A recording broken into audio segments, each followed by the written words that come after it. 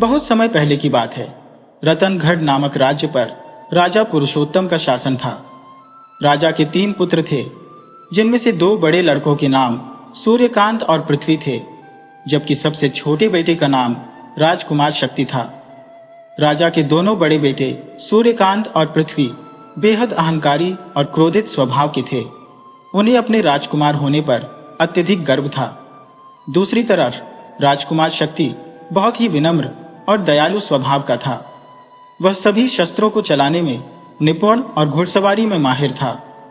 सुंदर होने के बावजूद भी राजकुमार शक्ति में घमंड का लेश मात्र नहीं था। इसी कारण राजा पुरुषोत्तम और राज्य की प्रजा उससे अत्यधिक प्रेम करती थी, जबकि दोनों बड़े राजकुमार अपने छोटे भाई से ईर्ष्या करते थे और हमेशा उसे नीचा दिखाने की तरकीबें सोचते रहते थे। राजा पुरुषोत्तम ने अपने तीनों बेटों को उत्तम शिक्षा और दीक्षा दिलाई। एक दिन अचानक राजा बीमार पड़ गए। राज दरबार के सभी वैद्य और हकीम उनका इलाज करने में जुट गए, लेकिन कोई फायदा नहीं हुआ। राजा की हालत दिन ब दिन बिगड़ती गई। दूसरे राज्यों से भी कई वैद्य और हकीम बुलाए गए, मगर राजा की सेहत में कोई सुधार नहीं हुआ। कुछ दिनों के बाद एक बूढ़ा वैद्य राज दरबार में आया और उसने राजा को देखने की आज्ञा मांगी। आज्ञा मिलने के बाद उसने राजा की नब्ज देखी और कुछ देर तक गौर किया। फिर वह बोला, महाराज का इलाज संभव है, मगर इसके लिए आकाश फूल नाम की एक बूटी चाहिए। राजकुमारों ने पूछा, आखिर आकाश फूल मिलेगा कहाँ? वैद्य ने जवाब दिया, यहाँ से 200 मील दूर पहाड़ों की दूसरी तरफ सुंदरवन नामक जंगल में यह बूटी मिल सकती है। यदि केवल 2-3 फूल भी मिल जाए तो महाराज स्वस्थ हो जाएंगे। तीनों राजकुमारों ने एक साथ कहा, हम वह फूल जरूर लेकर आएंगे। उनके इस संकल्प से वैद्य बहुत खुश हुआ, मगर उसने चेतावनी दी कि वहां जाना आसान नहीं है। वहां कई तरह के खतरे हो सकते हैं। जो लोग उस दिशा में गए हैं वे अक्सर जिंदा वापस नहीं आते। वैद्य की इन बातों से राजकुमारों को थोड़ा भय तो महसूस हुआ, मगर उन्होंने हिम्मत नहीं हारी। राजकुमार शक्ति सबसे पहले तैयार हो गया। अब उसके दोनों बड़े भाई, जो हर समय उसे नीचा दिखाने की कोशिश में रहते थे, इस वक्त पीछे कैसे रह सकते थे? इसलिए वे भी वहां जाने की तैयारी करने लगे। दोनों बड़े राजकुमार आकाश फूल इसलिए हासिल करना चाहते थे ताकि राजा और प्रजा के बीच उनका सम्मान और अधिक बढ़ सके और साथ ही साथ राजकुमार शक्ति को नीचा दिखा सके। तीनों राजकुमार महाराज से आज्ञा लेकर अपने सफर पर रवाना हो गए। राजकुमार सूर्यकांत और पृथ्वी दोनों बड़े भाई आगे निकल गए, जबकि राजकुमार शक्ति पीछे रह गया। शाम होते होते राजकुमार शक्ति अपने राज्य की सीमा से बाहर निकल चुका था। समय काफी बीत चुका था, इसलिए राजकुमार को भूख भी लगने लगी थी। उसने सोचा कि अंधेरा होने से पहले उसे खाना खा लेना चाहिए। राजकुमार ने अपने घोड़े को एक पेड़ से बांधा और घोड़े को चारा डालने के बाद पानी की तलाश करने लगा। नजदीक ही उसे एक झरना नजर आया। शाम के समय झरने का साफ पानी कल कल करते हुए बह रहा था। झरने के किनारे बैठकर राजकुमार ने मुंह हाथ धोए और फिर वही एक साफ सुथरी जगह पर बैठकर खाना खाना शुरू कर दिया। अभी राजकुमार ने खाने का पहला ही निवाला मुंह में रखा था कि उसके कानों में एक बहुत ही कमजोर सी आवाज सुनाई दी, मुझे बहुत भूख लगी है बेटा, मुझे भी रोटी खिला दो। राजकुमार ने पलट कर देखा तो एक बहुत ही बूढ़ा और कमजोर आदमी उसके पीछे खड़ा हुआ था। वह बूढ़ा बहुत ही ललचाई नजरों से खाने की तरफ देख रहा था। पहले तो राजकुमार को इस बात की हैरानी हुई कि इस बियाबान जंगल में यह बूढ़ा आदमी कहां से आ गया, लेकिन जल्दी ही राजकुमार को उस बूढ़े पर दया आ गई और उसने अपना खाना उस बूढ़े की तरफ बढ़ाते हुए कहा, यह लो बाबा, मेरा खाना तुम खा लो, शायद तुम्हें मुझसे भी ज्यादा भूख लगी है। राजकुमार का इतना कहना था कि वह बूढ़ा आदमी खाने पर टूट पड़ा और जल्द ही सारा खाना चट कर गया। राजकुमार को यह देखकर बहुत हैरानी हुई और वह सोचने लगा कि जो खाना 3 आदमियों के लिए हो सकता था, वह यह बूढ़ा आदमी अकेले ही कैसे खा गया। अभी राजकुमार इन सभी विचारों में डूबा हुआ था कि अचानक एक बहुत तेज रोशनी हुई। राजकुमार ने देखा कि उसके सामने अब कोई बूढ़ा आदमी नहीं बल्कि एक ऋषि खड़े थे। यह देखकर राजकुमार के आश्चर्य का ठिकाना न रहा। बड़ी मुश्किल से अपने आप को संभालते हुए राजकुमार ने कहा, आप कौन है ऋषिवर, और वह बूढ़ा आदमी कहाँ गया? तब ऋषि ने कहा, राजकुमार, मैं तुम्हारी परीक्षा लेने के लिए आया था और मुझे खुशी है कि तुम इस परीक्षा में बिल्कुल खरे उतरे हो। वास्तविकता कुछ ऐसी है कि जिस वृद्ध व्यक्ति को आपने अभी भोजन कराया था, वह वास्तव में मेरा ही एक रूप था। अपने तप और साधना से मैंने ऐसी सिद्धियां प्राप्त की है कि मैं अपना रूप बदल सकता हूँ। राजकुमार बोले, ऋषिवर, आपकी बात मैं अभी भी पूरी तरह से समझ नहीं पा रहा हूँ। कृपया पूरी बात विस्तार से बताएं। ऋषि ने कहा, राजकुमार, मैं योगानंद ऋषि हूँ। मैं आपकी परीक्षा लेने के लिए इस रूप में आया था।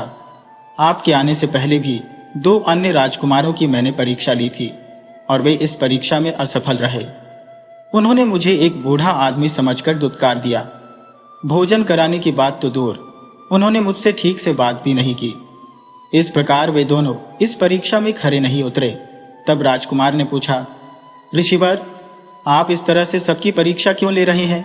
ऋषि ने उत्तर दिया, राजकुमार, इस वन में मेरी एक कुटिया है जहां मैं अपनी पुत्री सुकन्या के साथ रहता हूं। मेरी बेटी सुकन्या अब विवाह योग्य हो चुकी है और मैं उसके लिए एक अच्छे वर की तलाश में हूं। मैं चाहता हूं कि अपनी पुत्री की शादी किसी ऐसे युवक से करूं जो स्वभाव से अत्यंत विनम्र और दयालु हो। मेरा मानना है कि धन दौलत और सुंदरता से अधिक महत्वपूर्ण है एक व्यक्ति का विनम्र और दयालु होना। जिसके मन में विनम्रता और दयालुता की सच्ची दौलत है, वही सच्चा मनुष्य है। इन गुणों के बिना कोई भी मनुष्य पशु के समान है। इसलिए मैं यहाँ से गुजरने वाले प्रत्येक युवक की परीक्षा लेता हूँ। आज तुम मेरी परीक्षा में सफल हुए हो और मैं चाहता हूँ कि तुम मेरी बेटी सुकन्या से विवाह कर लो, लेकिन मैं इस पर कोई दबाव नहीं डालूंगा। तुम चाहो तो मेरे आश्रम चलकर मेरी बेटी सुकन्या से मिल सकते हो और उसके बाद ही अपने निर्णय की घोषणा कर सकते हो। राजकुमार बोले, आप जैसे तपस्वी ऋषि की कन्या अवश्य ही बहुत ही सुयोग्य होगी, लेकिन इस समय मैं एक अत्यंत महत्वपूर्ण कार्य के लिए निकला हूँ। मैं अपने पिता की बीमारी के उपचार के लिए सुंदरवन जा रहा हूँ, जहाँ से मुझे आकाश फूल नामक औषधि लानी है। इसलिए चाहकर भी मैं आपके साथ नहीं चल सकता। ऋषि योगानंद ने कहा, राजकुमार, जिस आकाश फूल की तुम बात कर रहे हो उसके विषय में मैं भली भांति जानता हूँ। सुंदरवन का मार्ग अत्यंत दुर्गम और खतरनाक है। यदि तुम मेरे साथ मेरे आश्रम में चलोगे तो मैं तुम्हें एक ऐसा घोड़ा दूंगा जो तुम्हें सुंदरवन तक सरलता से पहुंचा देगा। तुम बिना किसी खतरे के वहां से आकाश फूल लेकर आसानी से लौट सकोगे। यह सुनते ही राजकुमार ने तुरंत ही ऋषि के साथ जाने का निश्चय कर लिया। इसके बाद वे दोनों थोड़ी दूरी पर स्थित ऋषि योगानंद के आश्रम में पहुंचे। आश्रम में प्रवेश करते ही जब राजकुमार ने ऋषि योगानंद की पुत्री सुकन्या को देखा तो उसकी अप्रतिम सुंदरता से मंत्रमुग्ध हो गया। ऋषि ने अपनी बेटी से राजकुमार का परिचय करवाया और फिर कहा, बेटी, मेहमान के लिए कुछ खाने का प्रबंध करो। सुकन्या ने तुरंत ही राजकुमार के लिए भोजन तैयार कर दिया। भोजन के पश्चात ऋषि ने कहा, अब क्योंकि तुम अपने पिता के प्राणों की रक्षा के लिए जा रहे हो, इसीलिए मैं तुम्हारा अधिक समय नहीं लूंगा। मैं तुम्हें अपना एक घोड़ा देता हूँ। ये कोई साधारण घोड़ा नहीं है। यह एक छलांग में पर्वतों को लांघ सकता है, बड़ी बड़ी नदियों को पार कर सकता है। जहां एक साधारण घोड़ा 1 महीने में पहुंचेगा, ये घोड़ा केवल 1 दिन में पहुंच जाएगा। इसे यूं समझ लो कि यह हवा में उड़ने वाला घोड़ा है। इस पर सवार हो जाओ, ये तुम्हें 2 ही दिन में सुंदरवन तक पहुंचा देगा। ऋषिवर, आपने मेरी इतनी सहायता की, इसके लिए मैं आपका बहुत आभारी हूँ। अपने पिता के प्राणों की रक्षा के बाद मैं अवश्य ही आपके पास आऊंगा। ठीक है राजकुमार शक्ति, मेरा आशीर्वाद तुम्हारे साथ है। इसके बाद राजकुमार शक्ति ने ऋषि योगानंद द्वारा दिए गए अद्वितीय घोड़े पर सवार होकर सुंदरवन की ओर प्रस्थान किया। सचमुच घोड़े की गति ऐसी थी मानो वह हवा से बातें कर रहा हो। बड़े बड़े पर्वतों और नदियों को वह एक ही छलांग में पार कर रहा था। दूसरे ही दिन राजकुमार सुंदरवन पहुंच गया, जहां उसे आकाश फूल नाम की अद्भुत पोती मिल गई। राजकुमार ने 2 फूल तोड़कर अपने पास रखिए और वापस घोड़े पर सवार होकर अपने राज्य की ओर चल दिया।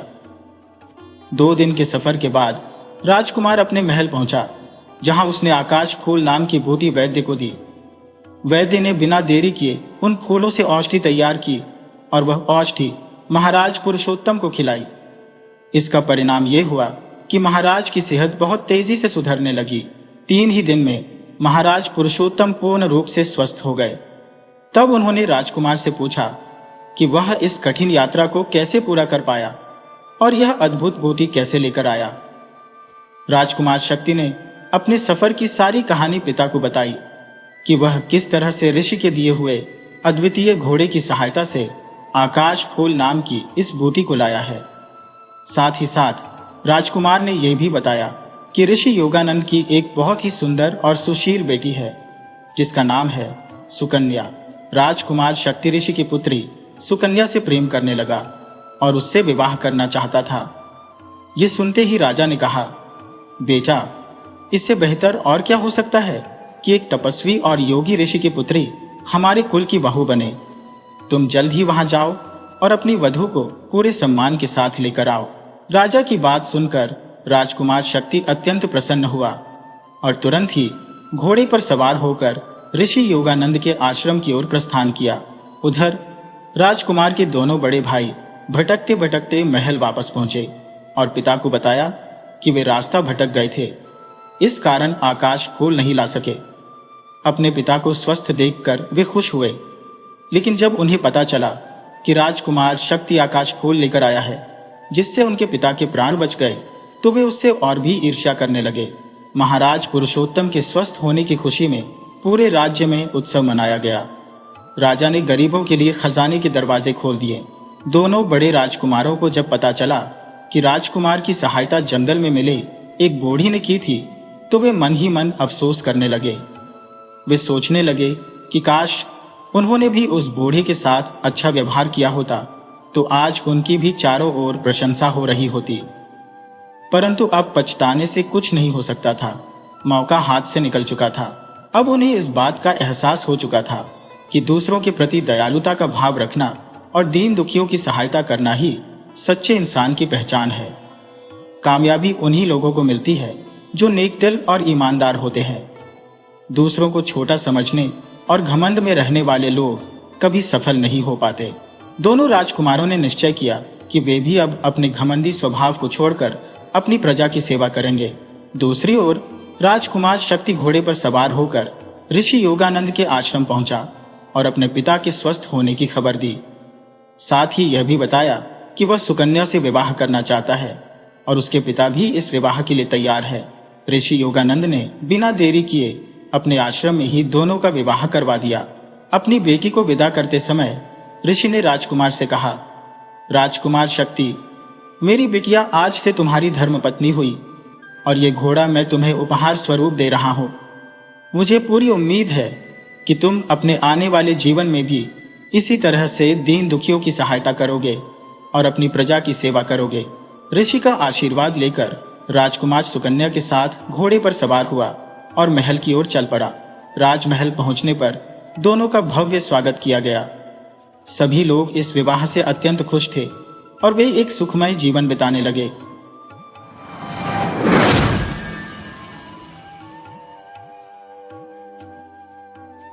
बहुत समय पहले की बात है कि एक देश में एक बादशाह हुकूमत करता था।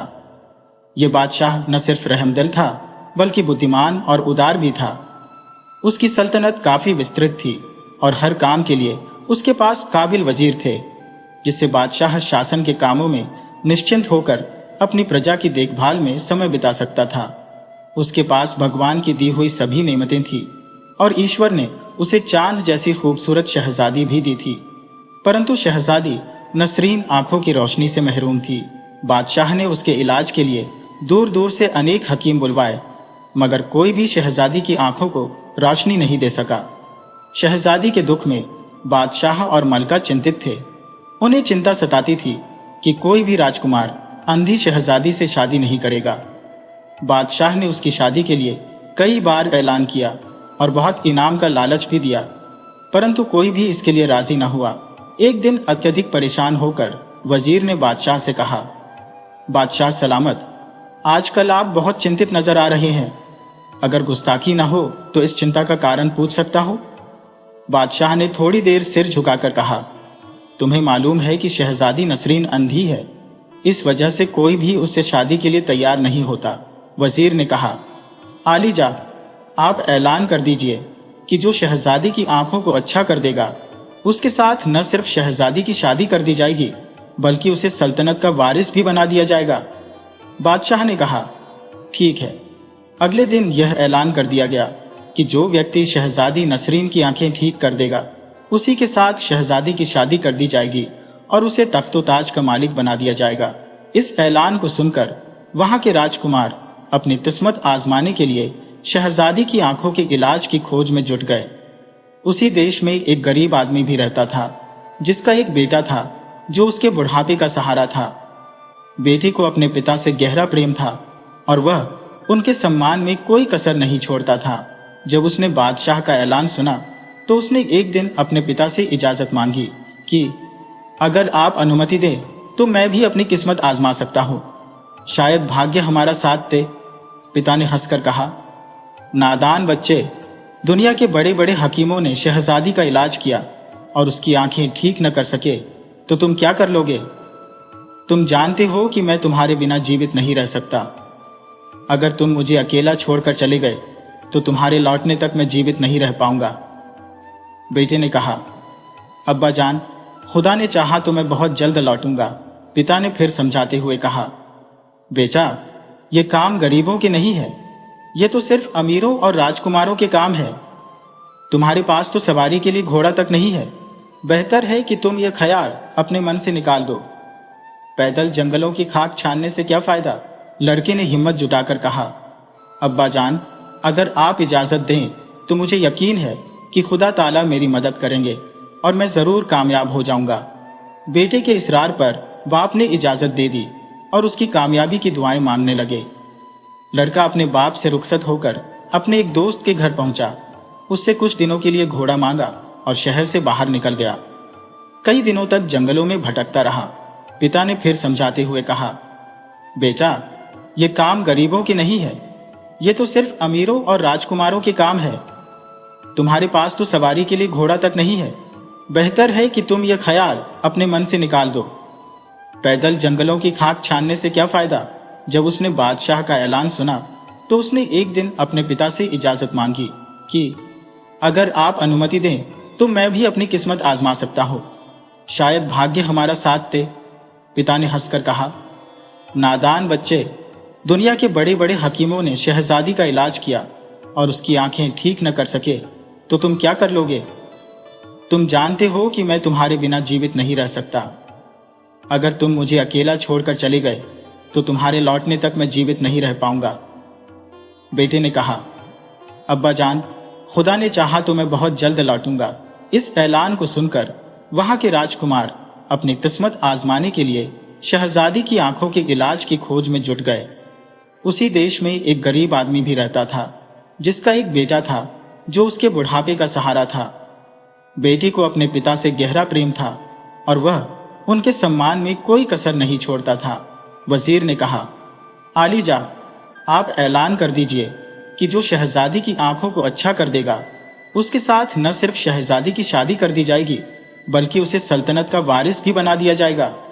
बादशाह ने कहा, ठीक है।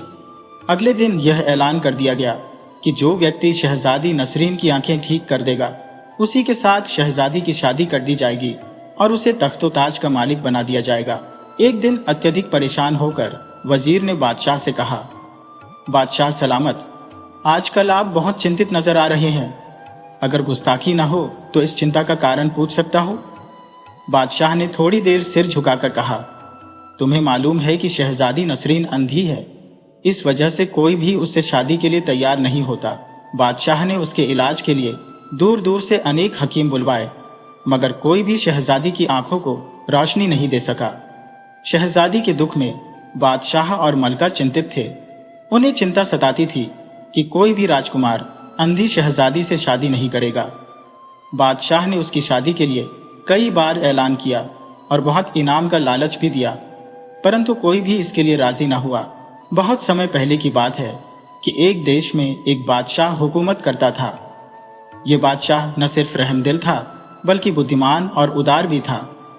उसकी सल्तनत काफी विस्तृत थी और हर काम के लिए उसके पास काबिल वजीर थे, जिससे बादशाह शासन के कामों में निश्चिंत होकर अपनी प्रजा की देखभाल में समय बिता सकता था।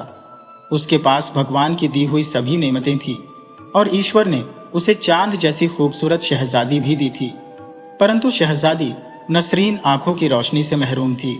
एक दिन थक हार कर एक पेड़ की छाया में सो रहा था कि अचानक एक बुजुर्ग दिखाई दिए। बुजुर्ग ने कहा, तुम मुझे अपने नेक बाप की आज्ञाकारी लगते हो, इसलिए इस मुहिम में हम तुम्हारी मदद करेंगे। तुम पूरब की ओर चले जाओ, वहां तुम्हें एक तालाब मिलेगा जिसमें लाल पानी होगा। तुम तालाब में कूद जाना, वैसे ही तुमको विभिन्न प्रकार की आवाजें सुनाई देंगी। अगर तुम उन आवाजों को सुनने और समझने की कोशिश करोगे तो उसी तालाब में डूब जाओगे। कुछ ही मिनट के बाद कोई शख्स तुम्हें नीचे की ओर खींचेगा, मगर तुम डरना मत। कुछ सेकंड के बाद तुम खुद को एक सुनसान जंगल में पाओगे। फिर पश्चिम की तरफ चल देना। 2 फरलांग के बाद तुम्हें एक शेर मिलेगा। तुम उसको यह अंगूठी दिखा देना। शेर अंगूठी देखते ही तुम्हारे रास्ते से हट जाएगा। कुछ दूर जाने के बाद तुम्हें एक शानदार इमारत नजर आएगी। उस इमारत का दरवाजा बंद होगा। तुम उस अंगूठी को दरवाजे से लगा देना। दरवाजा खुद ब खुद खुल जाएगा। हिम्मत करके अंदर चले जाना। इमारत के अंदर दाईं तरफ एक कुआं मिलेगा। उस कुएं के अंदर पीले रंग का गुलाब का फूल तैर रहा होगा। उस फूल को तुरंत कुएं से निकालकर उसी रास्ते से जिससे तुम आए थे वापस आ जाना। अगर तुमने जरा भी लापरवाही दिखाई तो हमेशा के लिए उस कुएं में कैद हो जाओगे। इस गुलाब के फूल को मत छोड़ना। इसका एक ही कतरा इंशाअल्लाह शहजादी की आंखों को ठीक कर देगा। अनवर एकदम नींद से चौंक पड़ा और फटी फटी आंखों से चारों तरफ देखने लगा। दूर दूर तक उसे कुछ भी नजर नहीं आया। अचानक उसकी नजर अंगूठी पर पड़ी। अंगूठी का नग चमक रहा था। उसने अंगूठी फौरन उठा ली और उसी वक्त बुजुर्ग के बताए हुए रास्ते पर चल पड़ा। लगातार 2 घंटे तक चलने के बाद उसे दूर से एक तालाब दिखाई दिया जिसका सुर्ख पानी दूर से चमक रहा था।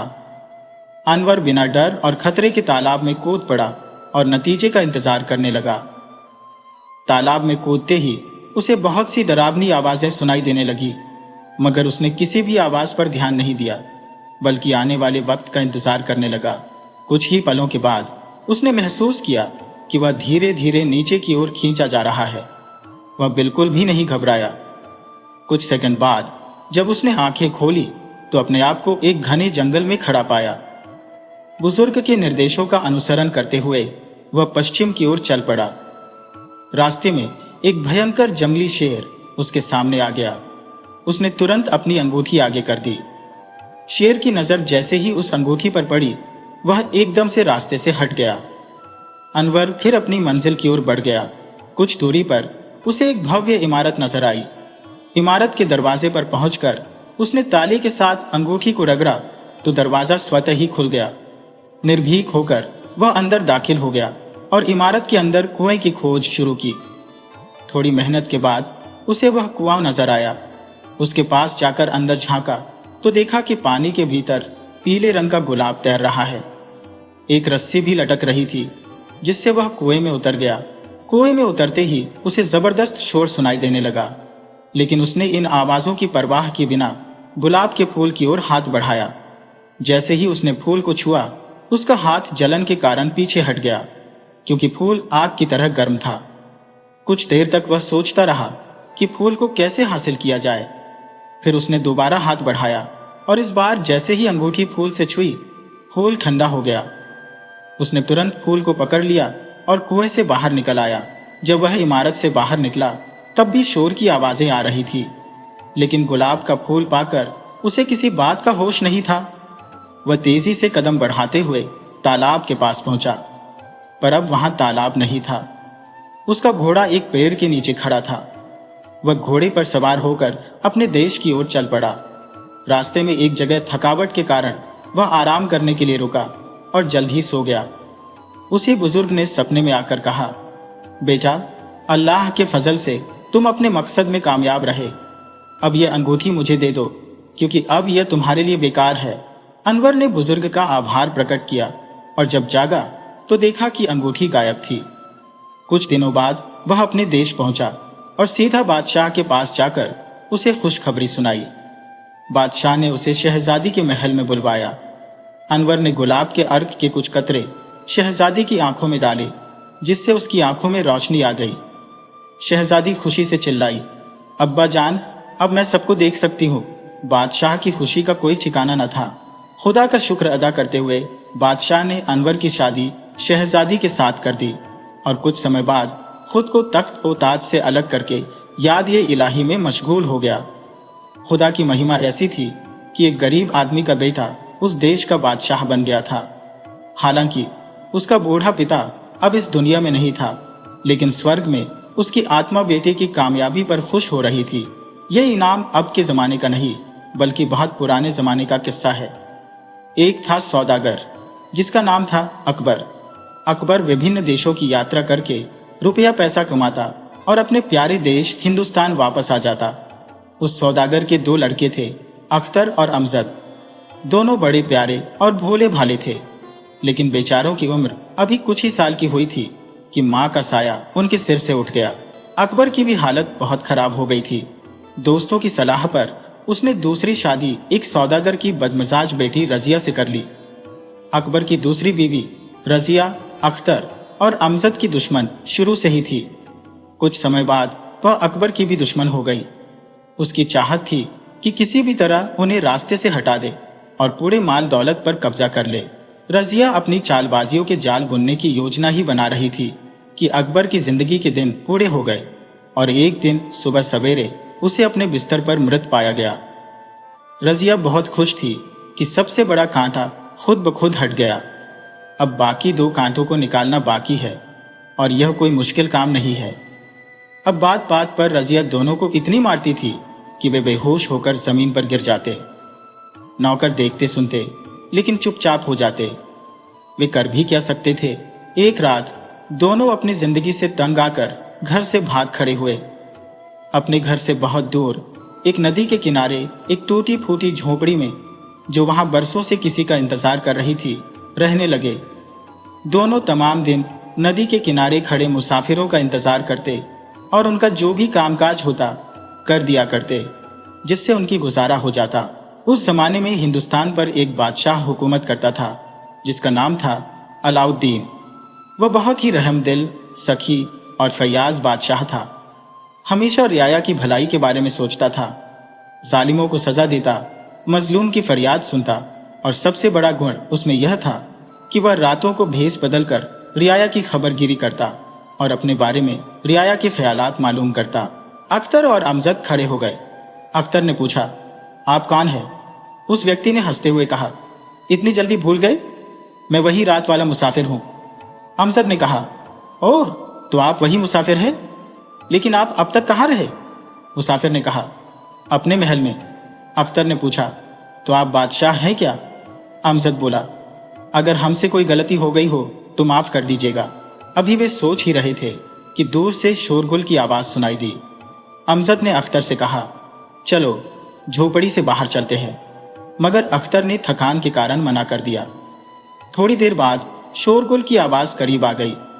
एक व्यक्ति झोपड़ी में दाखिल हुआ जो बहुत खूबसूरत और उम्दा लिबास पहने हुए था। उसके साथ कई और लोग भी थे। सुबह जब अमजद की आंख खुली तो उसने देखा कि मुसाफिर गायब है।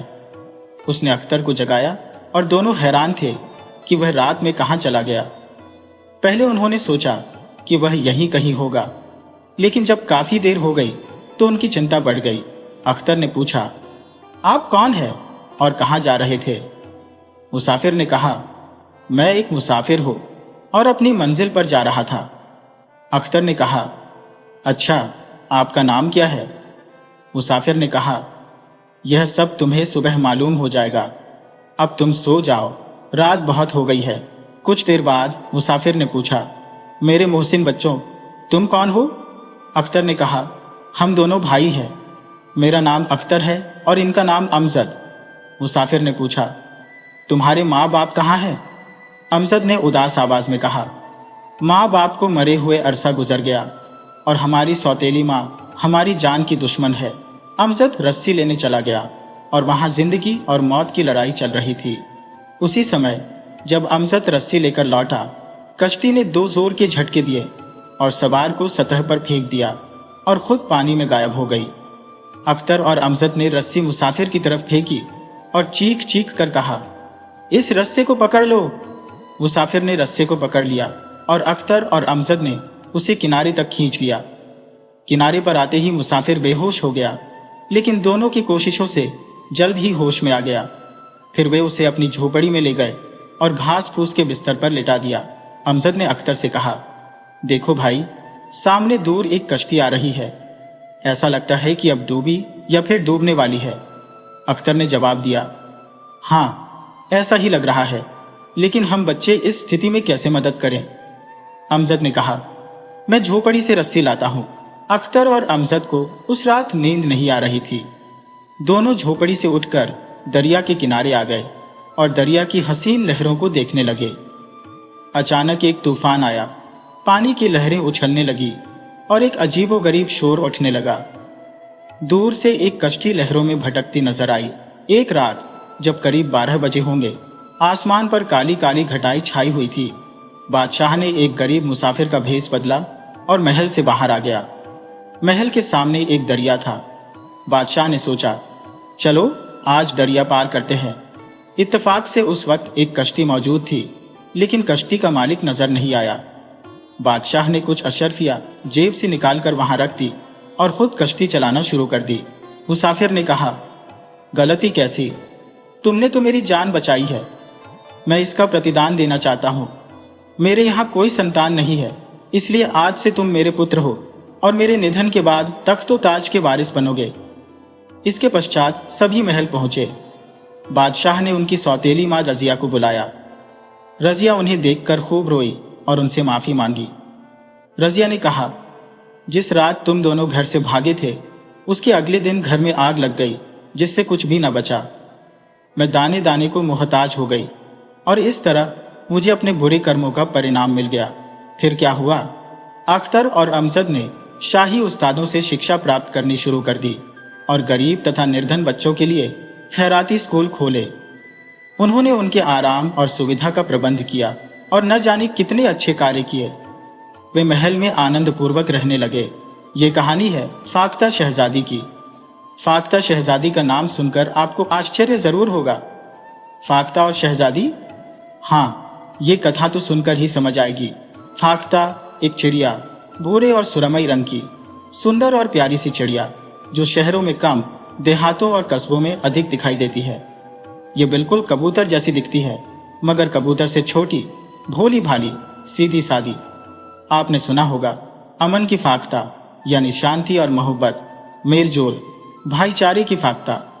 ये बहुत ही शांतिप्रिय और निर्दोष होती है, यानी इससे किसी को कोई हानि नहीं होती। पेड़ों पर घोंसला बनाने के साथ ही यह ऊंची दीवारों और घरों के मोगों यानी सुराखों में भी अंडे देती है। इसकी बोली भी बहुत मधुर होती है। गर्दन फुलाकर कुकक की आवाज निकालती रहती है और जो भी इधर उधर पड़ा दाना दून मिलता है उसे सब्र और शुक्र के साथ खा लेती है। तो इस प्यारी फाख्ता की कहानी मैं सुनाने जा रही हूँ। किसी देश में एक बादशाह था। उस बादशाह के पास अल्लाह का दिया सब कुछ था, मगर एक चीज नहीं थी, औलाद। बच्चा ना होने का दुख बादशाह से ज्यादा बादशाह की बेगम को था। वह दिन रात रोया करती थी। न उन्हें खाना पीना अच्छा लगता, न कोई जेवर कपड़ा भाता, न किसी तकरीब में जाती, न कोई खुशी मनाती। बादशाह अपनी मलिका को बहुत चाहता था। वह मलिका को समझाया करता, दिलासा देता कि अल्लाह की कोई मसलहत होगी जो उन्हें संतान नहीं दी। सब्र करो और हंसी खुशी जिंदगी गुजारने की कोशिश किया करो। बादशाह का दिल तो हुकूमत के कामकाज और देख रेख में फिर भी लग जाता, मगर बेगम का दिल जरा भी नहीं बहलता। हर वक्त परेशान और शोकाकुल रहती। बहुत से दरबारियों ने बादशाह को यह सलाह दी कि वे दूसरी शादी कर लें, शायद नई बेगम उन्हें तख्त और ताज का वारिस दे दे, मगर बादशाह इस पर राजी न हुआ। वह अपनी बेगम का दिल तोड़ना नहीं चाहता था। एक दिन बादशाह की बेगम की खास कनीज, जो हर वक्त उनके साथ रहती थी, दौड़ती हुई आई और बोली, बेगम, अल्लाह आपको सलामत रखे। मैंने सुना है कि हमारी हुकूमत में एक पहुंचे हुए दरवेश आए हैं। उनकी दुआ से हर मुराद पूरी होती है। यदि इजाजत हो तो उन्हें आपके समक्ष लाया जाए। वह अल्लाह से आपकी संतान के लिए प्रार्थना करेंगे और शायद अल्लाह आपकी गोद भर दे। बेगम ने ठंडी सांस भरकर कहा, नहीं गुलबदन, हमारी मुराद पूरी नहीं होगी। हमारी गोद खाली रहेगी और हमारा तख्त और ताज गैरों में बंट जाएगा। हमारे नाम का कोई वारिस नहीं होगा। तुम जानती हो हम कितने ही फकीरों और पीरों से दुआएं मांग चुके हैं। वर्षों बीत गए, कोई भी हमारी झोली नहीं भर सका। फिर भी गुलबदन की मनोहार के बाद आखिरकार बेगम दरवेश को बुलाने के लिए तैयार हो गई। बादशाह को जब यह मालूम हुआ तो वह भी बेगम का दिल रखने के लिए खुशी खुशी दरवेश से मिलने के लिए तैयार हो गया। उस दिन महल में बड़ी चहल पहल थी, सजावट अद्भुत थी और खुशबुओं की महक चारों ओर फैली हुई थी। दरवेश के स्वागत के लिए तख्त बिछाया गया था। दरवेश साहब आए। वह बड़े ही शानदार व्यक्तित्व के धनी थे। उनके चेहरे से जैसे रोशनी फूट रही थी। जब उन्हें तख्त पर बैठने के लिए कहा गया तो उन्होंने मना कर दिया। वह बोले, हम फकीर लोग हैं, तख्त और कुर्सी का हमें ज्ञान नहीं, जमीन ही हमारी बैठक और बिस्तर है। उन्होंने अपनी चादर जमीन पर बिछाई और बैठ गए।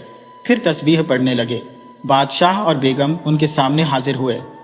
दरवेश ने नजरें उठाकर दोनों को देखा और उनके सिरों पर हाथ रखकर कहा, बेगम, आपको औलाद का सुख अवश्य मिलेगा, लेकिन कुछ वर्षों बाद। यह सुनकर बेगम का चेहरा गुलाब की तरह खिल उठा, मगर जब सुना कि औलाद का सुख कई सालों बाद मिलेगा तो वह उदास हो गई और उनकी आंखों में आंसू आ गए। दरवेश ने उनकी स्थिति देखकर तसल्ली भरे लहजे में कहा, सब्र का फल हमेशा मीठा होता है। आपको भी आपके सब्र का मीठा फल मिलेगा, लेकिन जैसा कहा, कुछ सालों बाद। यदि आपका दिल निरंतर विषाद में डूबा रहता है तो इसका समाधान यह है कि आप अपने लिए कोई ऐसा शौक खोजें जो आपके मन को उलझाए रखे, आपको व्यस्त रखे और चिंतन के लिए अवसर ही न दे। उन्होंने चुप रहकर आगे कहा कि आप एक बाग का निर्माण करवाएं जिसमें बेहतरीन पुष्प हों और उसकी छंटाई अपनी निगरानी में करवाएं। ईश्वर ने आपको बहुत कुछ प्रदान किया है, अतः इस बाग को अद्वितीय सुंदर बनाए। उसमें सुंदर तालाब, फव्वारे बनवाए और विविध प्रकार के पक्षियों को उसमें बसाए। देखिएगा आपका मन कितना आनंदित रहेगा। जब आप हर वक्त व्यस्त रहेंगी तो चिंतन के लिए समय नहीं मिलेगा और अपने अभाव का एहसास भी नहीं सताएगा कि आपके कोई संतान नहीं है। बादशाह यह सुनकर उत्साहित हो उठा। अरे वाह, क्या युक्ति सुझाई है आपने जनाब। बेगम को चाहिए कि आपके परामर्श पर अमल करें और अपनी खुशियों की प्राप्ति करें। बेगम ने भी उस सुझाव को सराहा और दरवेश साहब का आभार प्रकट किया। कुछ समय बाद दरवेश साहब लौट गए। बेगम ने अगले ही दिन से बाग बनवाने का कार्य आरंभ कर दिया। वह सचमुच अत्यधिक व्यस्त हो गई। खोज खोज कर श्रेष्ठ पौधे मंगवाए गए और विशाल बाग बनने लगा। हजारों कारीगर और मजदूर काम पर लगा दिए गए। 4-5 महीनों में बाग की चारदीवारी बन गई और संगमरमर से भव्य द्वार स्थापित हुआ।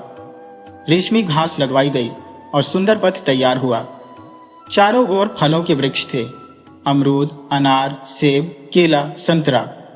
सूखे मेवों के पेड़ों में काजू, बादाम, अखरोट के वृक्ष थे और अन्य मेवे जो उस देश में खाए जाते थे। इन वृक्षों के साथ कई क्यारियों में भिन्न भिन्न प्रकार के फूलों के पौधे लगे थे। लाल, गुलाबी, बैंगनी, नीले, पीले, बादामी, सफेद, हजारों रंगों के महकते हुए पुष्प। बाग के बीचों बीच एक बहुत सुंदर तालाब भी था जिसमें रंग बिरंगी मछलियां तैरती फड़कती दिखाई देती थी और बेहतरीन सफेद दूधिया हंसों का एक जोड़ा काम काम करता हुआ तैरता नजर आता था। इतना अद्वितीय बाग था कि देखते ही बनता था। बेगम अपने इस रमणीय बाग की स्वयं देखभाल करती थी और अपने समक्ष सिंचाई गढ़ाई करवाती थी। रोज सुबह बादशाह और बेगम बाग की सैर को निकल जाते थे। घूमते घूमते थक जाते तो संगमरमर से बने हौज के किनारे जाकर बैठते और मछलियों का तमाशा देखकर आनंद लेते। इस प्रकार सचमुच बेगम अपना गम भूल गईं और हर समय प्रसन्न रहने लगी। दिन बीतते गए, फलों के वृक्ष ऊंचे होते गए और फूलों के पौधे घने हो गए। उनमें भिन्न भिन्न प्रकार के फूल आने लगे और जब फलों के वृक्ष फलों से लद गए तो उन पर पक्षियों का आगमन होने लगा। प्यारी प्यारी चिड़िया, नीली, पीली, काली, सफेद, लाल, इनकी चहक से बाग में अद्वितीय जीवंतता आ गई। परंतु इन चिड़ियों ने पेड़ों पर अपने घोंसले भी बनाने शुरू कर दिए। जब बाग की देखभाल करने वाले कर्मचारियों ने इन घोंसलों को हटाने का प्रयास किया तो बेगम ने उन्हें सख्त हिदायत दी।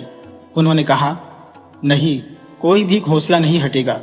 खबरदार जो किसी ने हाथ लगाया या इन चिड़ियों को उड़ाया, इन्हें अपने घोंसले बनाने और बच्चे निकालने दो। यदि इन्हें हटाया गया तो बाघ की रौनक खत्म हो जाएगी। अब किसी की हिम्मत नहीं थी कि घोंसलों को हाथ लगाए। बेगम को एक नया व्यस्तता मिल गई। चिड़ियों ने अंडे सेकर मुन्ने मुन्ने बच्चे निकाले। उन चिड़ियों के लिए बेगम अपने हाथों से अनाज के दाने बाग में बिखेर दिया करती थी। चिड़िया उन दानों को चोंच में दबाकर अपने बच्चों को खिलाने ले जाती। बच्चों की नरम नरम महीन महीन चूचू से बाग गूंज उठता। इन हजारों चिड़ियों में फाख्ता के एक जोड़े ने भी एक ऊंचे घने पेड़ में घोंसला बनाया। मादा फाख्ता ने उसमें अंडे दिए, परंतु एक अंडा न जाने कैसे गिरकर टूट गया।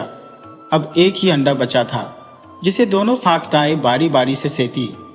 अंततः एक नन्हा सा बच्चा अंडे से बाहर आया। बेगम को फाख्ता का यह जोड़ा अत्यधिक प्रिय था। भोले भाले नर और मादा, बिल्कुल कबूतर जैसे। न किसी से लड़ाई न झगड़ा। सारा दिन बाग में मजे से उड़ते और दाना चुगते। फाख्ता बेगम से इतनी घुल मिल गई थी कि जब वह गेहूं या जौ के दाने अपनी हथेली पर रखकर बढ़ाती तो वह उड़कर आती और दाना उठा ले जाती। बेगम को यह सब बड़ा आनंदमय लगता। कई दिन गुजर गए। फाख्ता का बच्चा बड़ा हो गया। उसका कोमल शरीर नरम नरम पंखों से भर गया। अपनी गोल गोल गुलाबी गुलाबी आंखों से जब वह बेगम को देखता तो उनके दिल में गुदगुदी सी होती। कितना भोला और मासूम था वह। यह एक मादा फाख्ता थी और अपनी मां की तरह वह भी बेगम से अत्यधिक परिचित हो गई थी। जब वह उड़ने के काबिल हुई तो बेगम के पुकारने पर आती और उड़कर उनके घुटने या कभी कंधे पर बैठ जाती। बेगम अपनी हथेली पर दाना रखकर उसे खिलाती। इन दानों में किशमिश, बादाम का चूरा, अखरोट का चूरा, ताल मखाने का चूरा और काजू के नन्हे नन्हे टुकड़े होते। इस मेवे को खाकर फाख्ता की बच्ची बहुत तंदुरुस्त, चिकनी और बेहद प्यारी निकल रही थी। बेगम ने उसको फाख्ता शहजादी का नाम दिया था। जब वो उसको आवाज देती तो फाख्ता शहजादी बाग में जहां कहीं भी होती उड़ती हुई उनके पास आ जाती। बादशाह भी इस फाख्ता शहजादी से बेहद स्नेह करने लगे थे, क्योंकि उसकी वजह से बेगम बहुत प्रसन्न रहने लगी थी। अब उन्हें संतान न होने का कोई दुख नहीं रहता था। एक दिन उन्होंने कहा, मैं अपनी फाख्ता बेटी के लिए घुंघरूदार छल्ले बनवाना चाहती हूँ। बादशाह सलामत, ताकि जब वह उड़े तो छन मन की ध्वनि से बाग में एक अनोखी चहल पहल हो। बादशाह प्रसन्न होकर बोले, बिल्कुल बनवाओ, हमें भी बड़ा अच्छा लगेगा।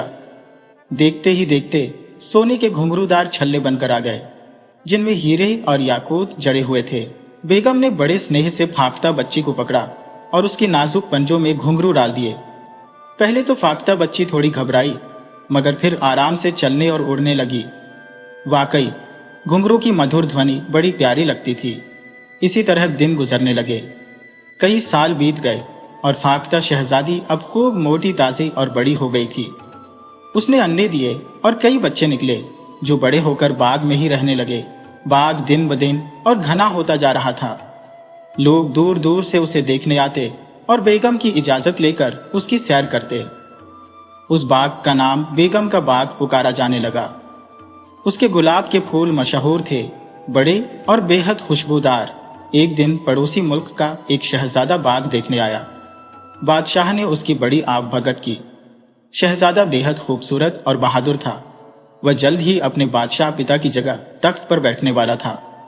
बेगम भी उसके आने से बहुत प्रसन्न हुई और शहजादे को बाग की सैर कराते हुए फूल पौधे दिखा रही थी।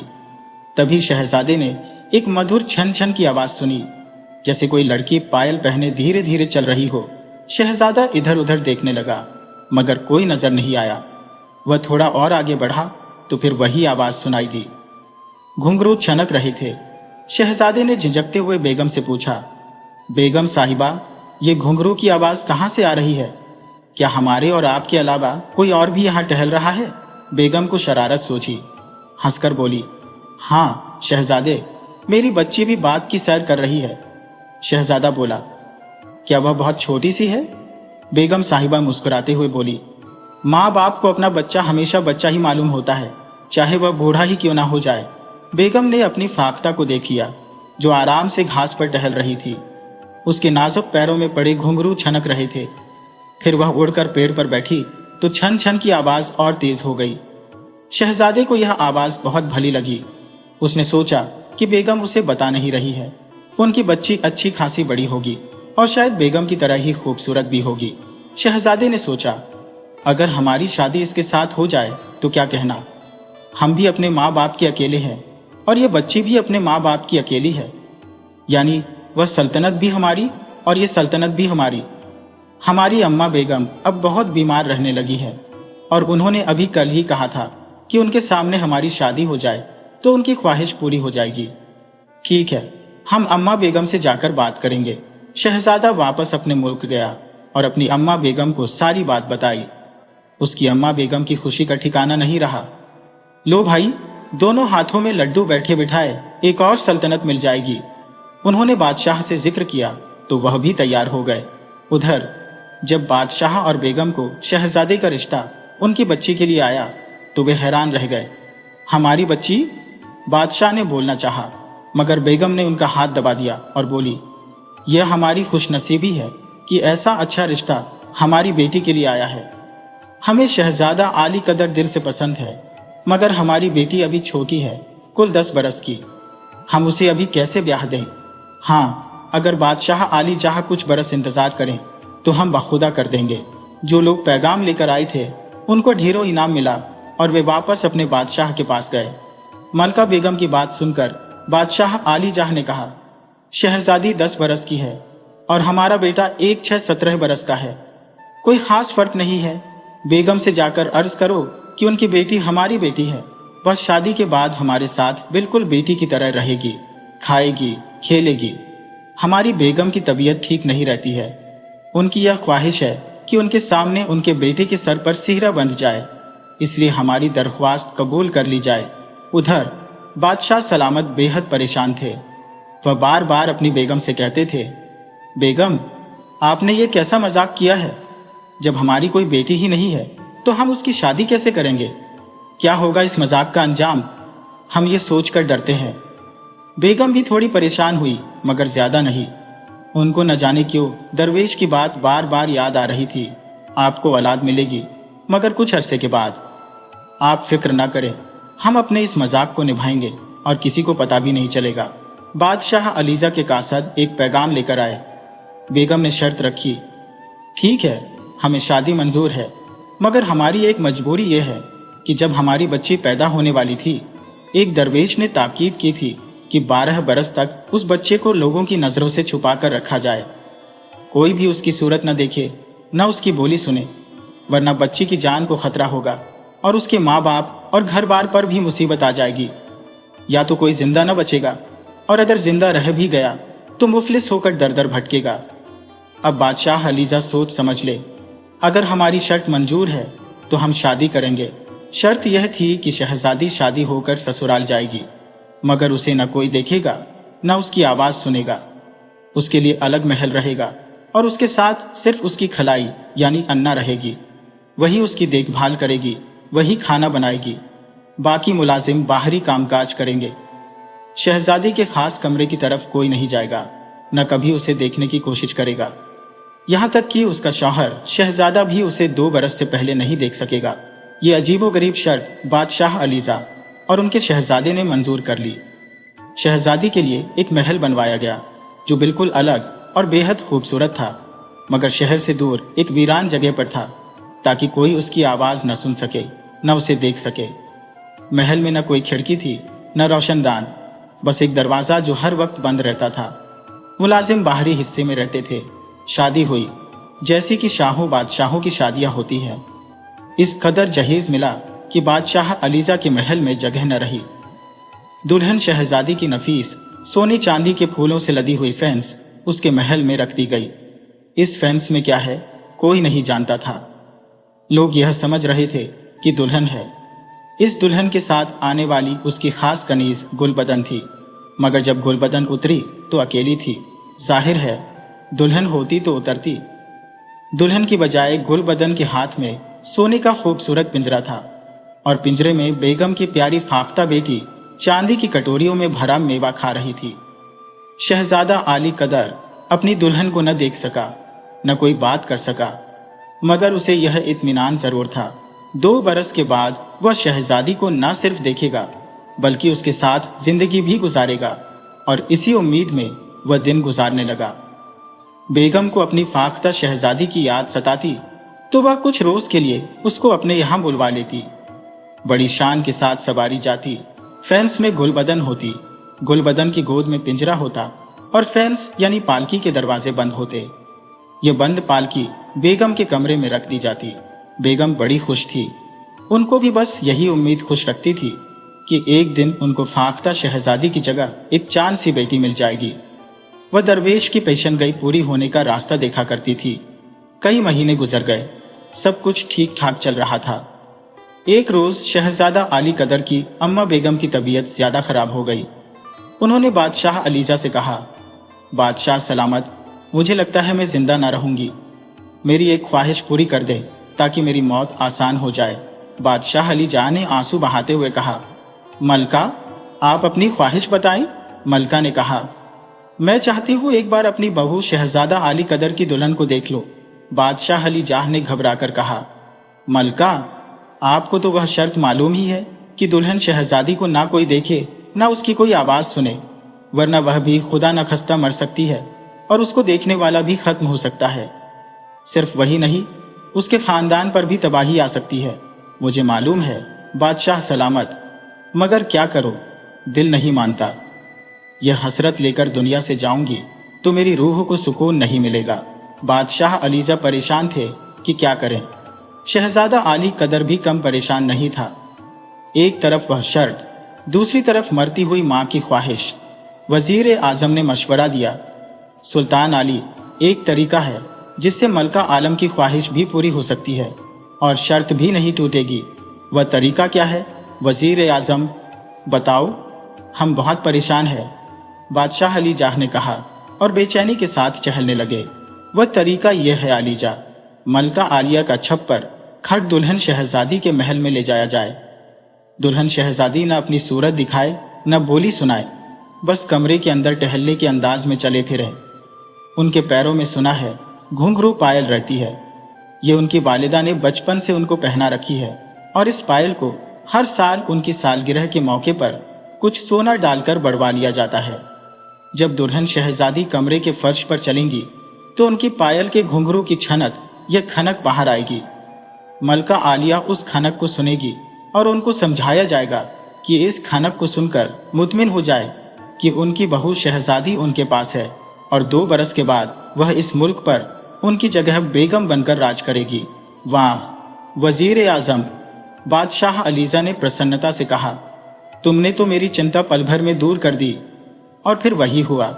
मलका बेगम वजीर आजम की योजना पर सहमत हो गईं। उनका शाही मसहरी मुलाजिमों द्वारा फाख्ता शहजादी के महल में लाया गया। बादशाह भी साथ थे और शहजादा अली कदर भी। गुलबदन ने पिंजरा खोलकर फाख्ता को कमरे के फर्श पर छोड़ दिया। फाख्ता बड़े आराम से इधर उधर चलने फिरने और दौड़ने लगी। उसके पैरों में बंधे घुंघरू की खनक गूंज रही थी और इस आवाज को सुनकर मलका खुश हो रही थी। अल्लाह मेरी बहू को अच्छा रखे, वह बड़े प्यार से बोली। अब मुझे इत्मीनान हो गया। मरते वक्त भी ये नाजुक नाजुक घुंघरू मेरे कानों में खनकते रहेंगे। मलका को उनके महल वापस ले जाया गया और उसी रात उनका इंतकाल हो गया। पूरा मुल्क शोक में डूब गया। शहजादे को भी मां की मौत का बहुत सदमा था। 6 माह तक शोक मनाया जाता रहा। जैसे ही शोक का माहौल खत्म हुआ, शहजादा आली कदर के दिल में अपनी दुल्हन शहजादी को देखने और उससे मिलने की इच्छा जाग उठी। मां के बाद वह बहुत उदास रहने लगा था। न शिकार खेलने में दिल लगता, न तलवारबाजी और घुड़सवारी में। चुपचाप इधर उधर टहलता रहता। अभी 2 बरस पूरे नहीं हुए थे, मगर वह शर्त तोड़ने पर तुल गया था। क्या करता, दिल से मजबूर था। उसने अपने दोस्त वजीर आजम के बेटे से मशवरा किया। वह भी शहजादे की उम्र का था और दोनों साथ पले बड़े खेले कूदे थे। उसने शहजादे को मशवरा दिया, एक दिन कमंद डालकर दीवार से नीचे महल में उतर जाइए और शहजादी साहिबा के कमरे में घुसकर उन्हें देख लीजिए। आखिर वह आपकी बेगम है, आपको हक है उन्हें देखने का, उनसे बात करने का। रही वह शर्त तो उसे भूल जाइए। शहजादी चूंकि अभी छोटी है, इसलिए आपकी सास मलका ने आपको बेवकूफ बनाया है। शहजादे को यह बात समझ में आ गई। एक दिन मौका निकालकर उसने वजीर के लड़के के साथ मिलकर शहजादी के महल की ऊंची दीवार पर कमंद डाल दी। वजीर का लड़का नीचे खड़ा रहा। शहजादा कमंद के सहारे दीवार पर चढ़ा और महल के आंगन में उतर गया। उसका दिल धड़क रहा था, मगर हिम्मत करके वह आगे बढ़ा। शहजादी का कमरा सामने था। अंदर से छन छन की आवाज आ रही थी। जरूर शहजादी अंदर चल फिर रही है, शहजादे ने सोचा और दरवाजे के करीब पहुंच गया। गुलबदन कह रही थी, आ जाओ, बड़ी देर से मेवा कटा रखा है, आके खा लो।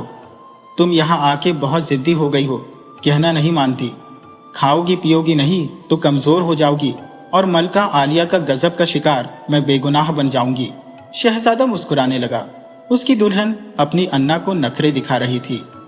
शहजादा भी खड़ा होकर अंदर की बातचीत सुनने का प्रयास कर रहा था। तभी गुलबदन ने दरवाजा खोलते हुए कहा, अच्छा बाहर मत निकलना, मैं अभी तुम्हारे लिए गेहूं का दलिया लेकर आती हूँ।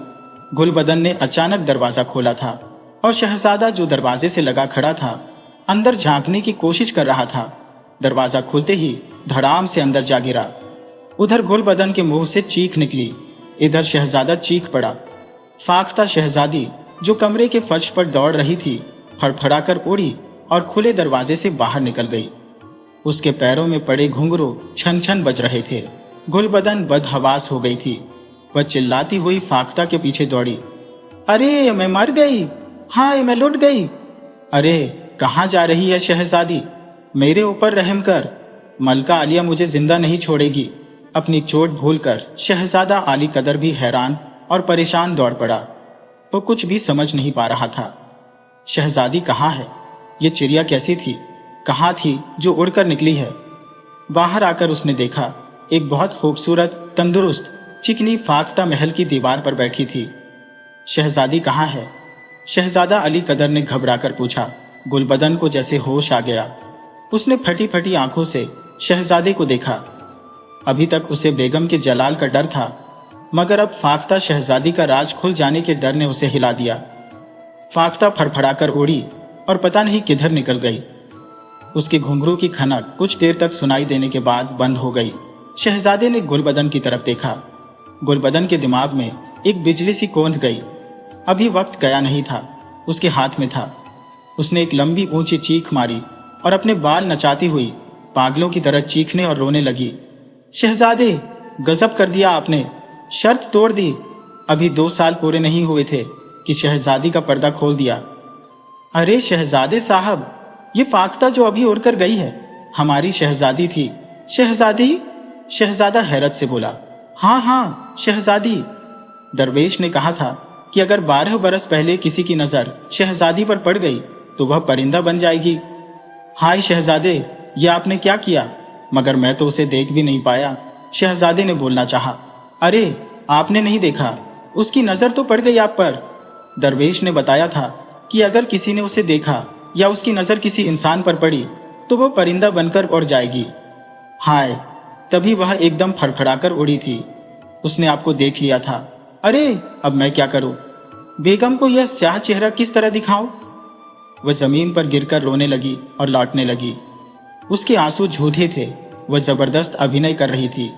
हाय, मेरी शहजादी चली गई, उड़ गई, परिंदा बन गई। अब मैं बेगम को क्या चेहरा दिखाऊंगी? अरे शहजादे साहब, बादशाह सलामत मुझे जमीन में जिंदा गाड़ देंगे, मेरे ऊपर शिकारी कुत्ते छोड़ देंगे। शहजादा बेचारा इस कदर घबराया कि वहां से भाग निकला। ये घटना जब बादशाह अलीजा को मालूम हुई, उन्होंने गुलबदन को बुलवाया। गुलबदन हाल से बेहाल बादशाह के सामने पहुंची और धड़ाम से जमीन पर गिरकर बेहोश हो गई। बड़े जतन के बाद उसे होश आया। तब बादशाह ने कुरेद कुरेद कर उससे पूछा। उसने वही कहानी बताई जो बेगम ने उसे रटा दी थी। न शहजादे ने देखने की गलती की होती, न वह परिंदा बनती। गुलबदन बस यही रटे जा रही थी। बादशाह अलीजा को भी इस कहानी पर यकीन करना पड़ा। उन्होंने शहजादा अली कदर को बहुत डांटा, बहुत बुरा भला कहा, मगर होता भी क्या। ज्यादा कहते सुनते तो शहजादा गुस्से में आकर कहीं चला जाता और एक ही इकलौता लाडला बेटा था, वह भी उनकी प्यारी बेगम की निशानी। सब्र करके बैठ गए। गुलबदन ने उनसे दरख्वास्त की कि उसे वापस उसके मुल्क भेज दिया जाए। अब उसके यहाँ रहने का कोई मतलब भी नहीं था, इसलिए उसे वापस कर दिया गया। बादशाह अलीजाह ने चाहा कि शहजादा अली कदर की दूसरी शादी कर दी जाए, मगर शहजादा तैयार नहीं हुआ। उसके दिमाग में खुदा जाने क्या आया कि वह रोज अपने दोस्त वजीरजादे को साथ लेकर जंगल में निकल जाता। वह उस रास्ते से जाता जिस रास्ते पर उसने फाख्ता को जाते देखा था। सारा दिन वह जंगल में घूमता, एक एक पेड़, एक एक झाड़ी को देखता, नदी के किनारे टहलता, मगर उसे फाख्ता नजर न आती। बादशाह अलीजाह ने उसे मना करना या टोकना मुनासिब नहीं समझा। उनका ख्याल था कि शहजादे की यह दीवानगी वक्ती है, कुछ रोज के बाद वह खुद घबरा जाएगा। इस तरह बहुत सारे दिन गुजर गए। अब सुनो बेगम का जिक्र। जब गुलबदन ने वहां पहुंचकर यह सब हाल बताया तो बेगम ने दिल थाम लिया। एक तो अपनी प्यारी फाख्ता का गम, दूसरे इस बात का गम कि दरवेश ने गलत कहा था। 10 साल हो चुके थे, औलाद की आरजू पूरी नहीं हुई थी। औलाद की तरफ पाली हुई फाख्ता भी हाथ से जा चुकी थी। उनको फिर दुखों ने घेरा। अपने बाग में वह जाती जरूर, मगर अब वह खुशी नहीं रही थी। चुपचाप एक जगह बैठी इधर उधर देखा करती। बादशाह सलामत ने बहुत समझाया, मगर उनकी हालत न बदली। गुलबदन हर वक्त उनके साथ रहा करती और उनकी यह हालत देखकर कुर्ती रहती। एक रोज बेगम बाग में टहल रही थी कि फाटक पर कुछ शोर और गुल सा हुआ। पहरेदार किसी को डांट रहे थे। बेगम ने गुलबदन से कहा, जाओ देखो यह शोर कैसा है। वह जल्दी जल्दी फाटक की तरफ दौड़ी। बेगम आगे बढ़कर हौज के किनारे बैठ गई और खाली खाली नजरों से तैरती हुई रंगीन मछलियों को देखने लगी। अचानक उन्हें ऐसा प्रतीत हुआ कि उनकी प्यारी फाख्ता कहीं आसपास ही चल रही है। घुंघरू की आवाज सुनकर वे चौंक कर खड़ी हो गईं और बेख्याली में उनके मुंह से निकला, मेरी बच्ची, कहाँ हो तुम? तभी एक मीठी और नरम आवाज आई, मैं यहां हूं अम्मा बेगम, आपके पास। घुंघरू जोर जोर से छनकने लगे और साथ ही गुलबदन की खुशी से कांपती हुई आवाज उभरी, मल्लिका आलिया का इकबाल बुलंद हो, आपको अल्लाह ने पली पलाई बेटी अता की है। बेगम को अपनी आंखों पर विश्वास नहीं हो रहा था। उन्होंने बाएं हाथ से अपने दाहिने बाजू पर जोर से चुटकी काटी। बेहद गोरी चिट्टी 10-11 वर्ष की एक लड़की, जिसके गालों पर गुलाब खिल रहे थे, जिसकी आंखों में हीरे जैसी चमक थी और जिसके लंबे लंबे स्याह बाल सावन भादों की घटाओं की तरह झूम रहे थे, सुर्ख रंग के लिबास में उनके सामने खड़ी मुस्कुरा रही थी। ये लड़की, बेगम हफलाते हुए बोली। गुलबदन ने हंसकर लड़की का हाथ पकड़ा और बेगम की तरफ धकेला। अल्लाह ने दी है आपको बेटी, ठीक 10 साल के बाद। दरवेश साहब ने कहा था ना कि औलाद का सुख मिलेगा आपको। बेगम खुशी के मारे फूली नहीं समा रही थी। उन्होंने दोनों हाथ फैलाकर लड़की को अपने सीने से लगा लिया। लड़की के जिस्म से गुलाब के फूलों की महक आ रही थी और बाल जूही के फूलों की तरह खुशबुएं लुटा रहे थे। लड़की भी बड़ी मोहब्बत के साथ उनसे लिपट गई। माँ, मेरी माँ, वह बार बार कह रही थी और बेगम का मुंह चूम रही थी। मैं आपकी फाख्ता हूँ, आपने मुझे नहीं पहचाना, मगर मैंने आपको पहचान लिया है, मेरी बच्ची, मेरी शहजादी। बेगम ने कहा, ये बता तू कैसे आई, किधर से आई? लंबा किस्सा है, आराम से बैठिए तो सुनाओ। लड़की ने उत्तर दिया। यह सब बातें हो ही रही थी कि बादशाह सलामत भी तशरीफ लाए। वे हैरान भी थे और खुश भी। देखा बेगम, मैंने कहा था ना आपको कि आपके सब्र का फल मिलेगा। देखिए, मिल गई आपको गुलाब के फूल जैसी बेटी। बादशाह ने भी लड़की को गले लगाया। फिर आराम से सब लोग बैठकर फाख्ता शहजादी की कहानी सुनने लगे। शहजादी बताने लगी, मैं अपने कमरे से बाहर निकली और दीवार पर बैठी तो शहजादे को अपनी तरफ आते देखकर घबरा गई। इसी घबराहट में उड़ती उड़ती शहर से निकलकर जंगल में पहुंच गई। एक ऊंचे पेड़ पर बैठकर मैंने सांस बराबर की। फिर अम्मा बेगम को याद करके रोने लगी। उस पेड़ के नीचे एक दरवेश साहब कंबल बिछाए बैठे इबादत कर रहे थे। मेरी आंखों से आंसू बारिश के कतरे की तरह उन पर गिरे तो उन्होंने सर उठाकर मेरी तरफ देखा। तुम क्यों रो रही हो प्यारी फाख्ता? उन्होंने शहद की तरह मीठे लहजे में मुझसे पूछा। मैंने सिसक कर कहा, जनाब, मैं अपनी माँ बेगम से बिछड़ गई हूँ और अब उनसे मिलने की कोई उम्मीद भी नहीं है। इस लकोदक जंगल में मेरा दिल घबरा रहा है। बताइए, रो नहीं तो क्या करूं? दरवेश साहब के होठों पर एक मुस्कान उभरी। उन्होंने कहा, तुम बेगम की पुत्री हो, है ना? मैंने उनसे कहा था कि एक दिन उन्हें संतान का सुख अवश्य मिलेगा और आज शायद वह समय आ गया है। आओ, नीचे आओ, भयभीत मत हो।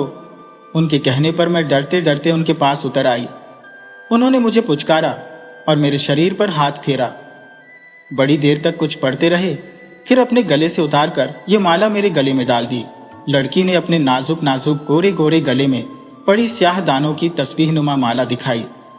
जैसे ही यह माला मेरे गले में आई, मैं फाख्ता से इस रूप में आ गई। लड़की बड़े भोलेपन से बता रही थी। मैं तो बहुत डर गई थी बेगम, मगर दरवेश साहब ने मुझे समझाया कि तुम मल्लिका की बेटी बनकर आई हो।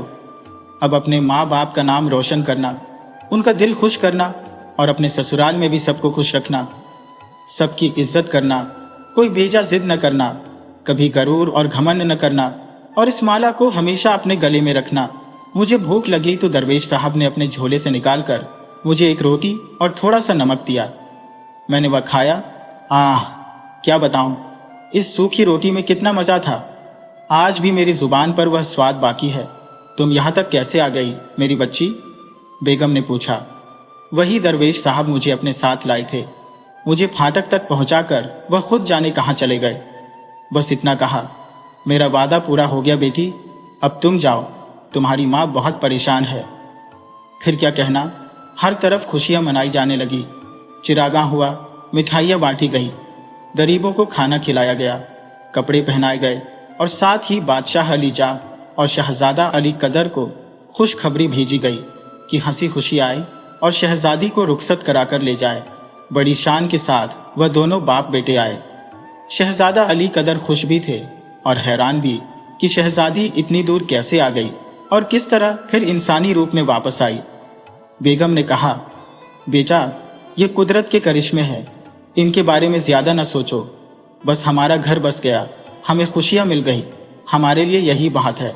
कुछ रोज के बाद फाख्ता शहजादी को बड़ी धूमधाम से शहजादा अली कदर के साथ रुखसत कर दिया गया और इस तरह फाख्ता शहजादी की कहानी समाप्त हुई।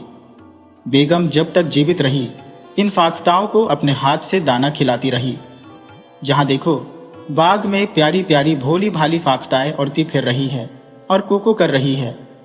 हाँ, यह जरूर हुआ कि फिर कोई फाख्ता इंसानी रूप में नहीं आई और न वह दरवेश फिर कभी दिखाई दिए।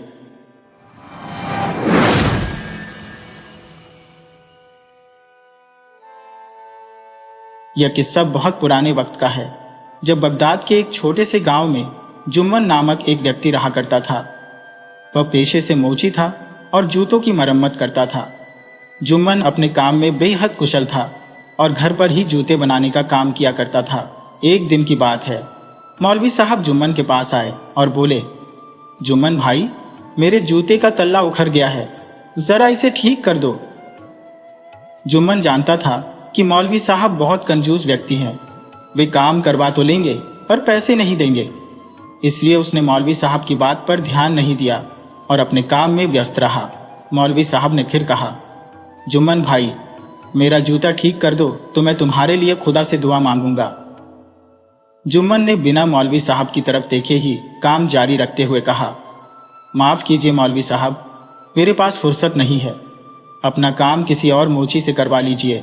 मौलवी साहब ने कड़क आवाज में कहा, यह कैसे हो सकता है? मेरा काम तुम्हें अभी करना होगा, वरना मैं खुदा से तुम्हारे लिए बद्दुआ मांगूंगा, तब तुम्हें पछताना पड़ेगा। जुम्मन अपना काम रोककर बोला, वाह, अगर आपकी दुआ वाकई इतनी कारगर होती तो यह दुआ क्यों नहीं मांगी कि आपका जूता कभी टूटे ही ना। मौलवी साहब जुम्मन के इस जवाब से बेहद नाराज हो गए। उन्हें यह अपनी शान में गुस्ताखी लगी। उन्हें लगा, जहां बादशाह तक मुझसे बड़े अदब से पेश आता है, एक मोची की इतनी हिम्मत कैसे हुई कि वह इतनी बेइज्जती से मेरा मजाक उड़ाए। मौलवी ने सीधे बादशाह से मोची जुम्मन की शिकायत कर दी। बादशाह ने सिपाही भेजकर जुम्मन को हाजिर किया। जब जुम्मन बादशाह के सामने पेश हुआ तो बादशाह ने मन ही मन सोचा, एक साधारण सा आदमी होकर भी मौलवी साहब के सामने नहीं झुका और बिना डरे दरबार में मेरे सामने हाजिर भी हो गया। हो ना हो, ये कोई बहुत ही पहुंचा हुआ और समझदार इंसान है, तो क्यों ना इसकी अक्ल और समझदारी का कुछ फायदा उठाया जाए। बादशाह ने जुम्मन से पूछा, क्या यह सच है कि तुमने मौलवी साहब की बेइज्जती की है? हुजूर, मैंने तो बस वही बोला जो सच है, जुम्मन ने उत्तर दिया। जुम्मन के इस जवाब से बादशाह काफी प्रभावित हुआ। उसने जुम्मन को अपने नजदीक बुलाया और धीरे से कहने लगा, जुम्मन, लोग सामने तो मेरी खूब तारीफ करते हैं, लेकिन पीठ पीछे मुझे गालियां देते हैं। तुम बता सकते हो इसके पीछे क्या राज है? जुम्मन ने हैरानी से कहा, हुजूर, क्या यह मामूली सी बात आपकी समझ में नहीं आ रही है? अच्छा तो सुनिए, आप कहते कुछ हैं और करते कुछ और हैं, यानी आपके व्यवहार में दोगलापन है। जुम्मन की बात सुनकर बादशाह को बहुत हैरानी हुई। उसने कहा, नहीं जुम्मन, मैं तो ऐसा नहीं हूं। जुम्मन ने बात काटते हुए कहा, हुजूर, आप अभी का मामला ही ले लीजिए। मौलवी साहब मेरे खिलाफ शिकायत लेकर आए थे। आपको उनकी शिकायत पर गौर करना चाहिए था, लेकिन आप उनकी शिकायत को एक तरफ रखकर अपनी समस्या को मेरे सामने लेकर बैठ गए। जुम्मन की बात बादशाह को सही लगी।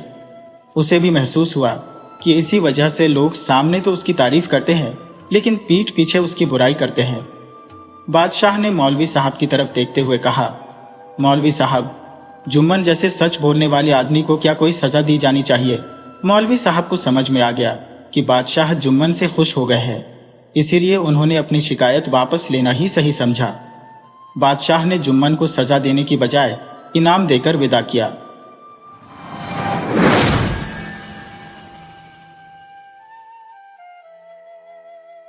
धीरू नामक युवक मंडल गांव में रहता था। एक बेफिक्र और मस्त मौला स्वभाव का लड़का।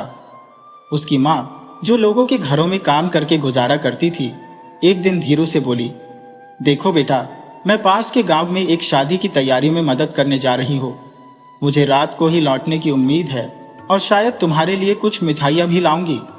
बेटा, तुम जंगल में जाकर जितनी हो सके उतनी घास काट कर पड़ोसी के लिए ले आना। अगर आज मेहनत करेंगे तो ईश्वर ने चाहा तो हमारी अच्छी कमाई हो सकती है। अपना समय व्यर्थ मत करना और दिन में सपने मत देखना। सावधानी से काम नहीं किया तो चोट लग सकती है। धीरू ने माँ को आश्वस्त किया। माँ, आप मेरे बारे में बिल्कुल भी चिंता मत करें। और फिर खुशी खुशी जंगल की ओर चल पड़ा। रास्ते में वह उन मिठाइयों के बारे में सोचता रहा जो उसकी माँ लेकर आएगी। क्या वे नरम चाशनी में डूबे हुए गुलाब जामुन होंगे जो उसने पहले भी खाए थे? उनका स्वाद बार बार उसकी यादों में आ रहा था। तभी उसने खुद को टोका, बकवास बंद करो, माँ ने कहा था ना कि दिन में सपने मत देखना। जंगल में पहुंचकर धीरू पूरी लगन से काम में जुट गया। दोपहर के खाने के समय तक उसने काफी घास काट ली थी। उसने एक बड़ा बंडल बनाया और उसे घर ले आया। पड़ोसी के घर घास छोड़ने के बाद और कुछ पैसे कमाने के बाद वह घर लौटा। उसने चटनी और रोटी खाई। तभी उसे याद आया कि वह अपनी दरांती जंगल में ही भूल आया था। वह दौड़कर वापस जंगल गया। दरांती वहीं पड़ी थी जहां उसने छोड़ा था। तपती धूप में दरांती एकदम गर्म हो चुकी थी। धीरू ने जब गर्म लोहे को छुआ तो उसे एक झटका सा लगा। वह सोचने लगा कि आखिर उसकी दरांती को क्या हो गया है। वह उसकी दरांती का मुआयना कर रहा था। तभी उसके पड़ोसी लल्लन वहां से गुजर रहे थे। उन्होंने कहा, अरे धीरू, तुम इतनी गौर से क्या देख रहे हो? धीरू बोला, मैं अपनी दरांती देख रहा हूं, ये काफी गर्म हो गई है। हे राम, लगता है इसे बुखार हो गया है। लल्लन ने धीरू की नासमझी पर हंसते हुए कहा, तो तुम इसे किसी वैद्य के पास क्यों नहीं ले जाते? पर जरा रुको, मुझे मालूम है कि तेज बुखार के लिए वैद्य क्या दवाई देते हैं। लल्लन बड़े ही सावधानी से धीरू के साथ कुएं के पास चल पड़ा। कुएं पर पहुंचकर लल्लन ने दरांती को एक लंबी रस्सी से बांधा और उसे कुएं के ठंडे पानी में लटका दिया। लल्लन ने कहा, अब तुम इसे इसी हालत में छोड़कर घर चले जाओ, परंतु रात होने से पहले यहां पर आना होगा। तब तक तुम्हारी दरांती का बुखार उतर जाएगा। परंतु मन ही मन लल्लन सोच रहा था, अरे बेवकूफ, उतनी देर में तो मैं दरांती को यहां से गायब कर दूंगा और इसे ले जाकर या तो छुपा दूंगा या फिर बेच दूंगा। लल्लन ने फिर से कहा, मेरा यकीन करो, बुखार का यही सबसे अच्छा इलाज है। धीरू ने उसकी बात पर विश्वास किया और घर वापस चला गया। फिर वह सो गया। जब उसकी नींद खुली तो सूरज ढल रहा था। वह सोचने लगा, माँ के घर आने से पहले दरांती को ले आता हूं, अब तक तो उसका बुखार भी उतर गया होगा। फिर वह कुएं की तरफ चल पड़ा। वह कुछ कदम ही चला था कि जब वह लल्लन के घर के सामने से गुजरा तो घर के अंदर से करने की आवाजें आ रही थी। धीरू घर के अंदर गया और उसने देखा कि लल्लन की दादी एक खाट पर पड़ी हुई थी, इधर उधर करवटें बदल रही थी। धीरू जब उनके पास पहुंचा तो वह एकदम डर गया। दादी का शरीर बहुत ही गर्म था। दादी को तेज बुखार था और धीरू के अलावा उनकी मदद करने वाला वहां कोई नहीं था। परंतु अब लल्लन की दया से धीरू को तेज बुखार का सही इलाज पता था। धीरू ने दादी को सावधानी से अपने कंधों पर उठाया और फिर वह कुएं की तरफ बढ़ने लगा। तभी लल्लन के एक रिश्तेदार ने उससे पूछा, तुम दादी को कहाँ ले जा रहे हो? धीरू ने कहा, इलाज के लिए, इन्हें बहुत तेज बुखार है ना। उस समय लल्लन और उसके पिता बुद्धि दादी की दवाई लेने के लिए वैद्य के पास गए हुए थे। जब वे घर वापस पहुंचे तो उन्होंने देखा कि दादी घर में नहीं थी। वे बुद्धि दादी को तलाशते हुए इधर उधर भटक रहे थे। तब उन्हें एक पड़ोसी ने बताया कि उनकी दादी को धीरू अपने कंधों पर उठाकर कुएं की तरफ गया है। लल्लन को जब पूरी बात समझ में आई तो उसके होश उड़ गए। वह दौड़ता हुआ कुएं के पास गया और उसके पीछे पीछे उसके पिता भी दौड़े। लल्लन को दरांती चुराने का वक्त नहीं मिला था। धीरू ने उस समय अपनी दरांती को कुएं से बाहर निकाला और वह बुद्धि दादी को रस्सी से बांधने लगा ताकि वह दादी को रस्सी से बांधकर कुएं में लटका सके और दादी का इलाज कर सके। ठीक उसी समय लल्लन और उसके पिता वहां पहुंचे। लल्लन के पिता ने चिल्लाते हुए कहा, अरे पागल, तुम ये क्या कर रहे हो? फिर उन्होंने धीरू को एक तरफ धकेला और अपनी बेहोश मां को उठाने लगे। धीरू ने काफी उत्तेजित होकर कहा, चाचा, इन्हें बहुत तेज बुखार है, उन्हें रस्सी से बांधकर कुएं में लटकाने से बुखार उतर जाएगा। लल्लन ने ही यह मुझे बताया है। लल्लन के पिता अपने लड़के पर चीते की तरह झपटे। तुमने ये कैसी खुराफात की है? वह चिल्लाए। मैं तुझे बाद में सबक सिखाऊंगा। अगर तुम्हें अपनी जान प्यारी है तो फौरन अपनी दादी को घर पहुंचाने और वैद्य को लाने में मेरी मदद करो। इसके बाद वे अपनी दादी को अपने घर ले गए। लल्लन की दादी कुछ ही दिनों में ठीक हो गई, पर लल्लन को उसके पिता ने जमकर डांट लगाई। इधर धीरू की मां ने जब पूरी घटना सुनी तो उन्हें यह समझ में नहीं आ रहा था कि हंसे या रोएं। वह धीरू के लिए स्वादिष्ट गुलाब जामुन लाई थी। दोनों ने मजे लेकर वे गुलाब जामुन खाए। इसके बाद मां ने धीरू को समझाया कि दरांती क्यों गर्म हो गई थी और क्यों किसी चीज को कुएं में डालना उसका बुखार उतारने का सबसे अच्छा तरीका नहीं था। इस तरह से धीरू के भोलेपन का फायदा उठाने वाला लल्लन खुद अपने ही जाल में फंस गया। उस दिन के बाद से लल्लन ने कभी भी धीरू को बेवकूफ बनाने की कोशिश नहीं की।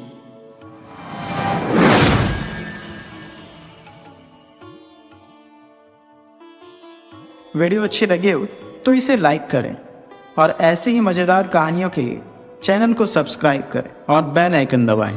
ज़्यादा से ज़्यादा अपने दोस्तों को शेयर करें। धन्यवाद।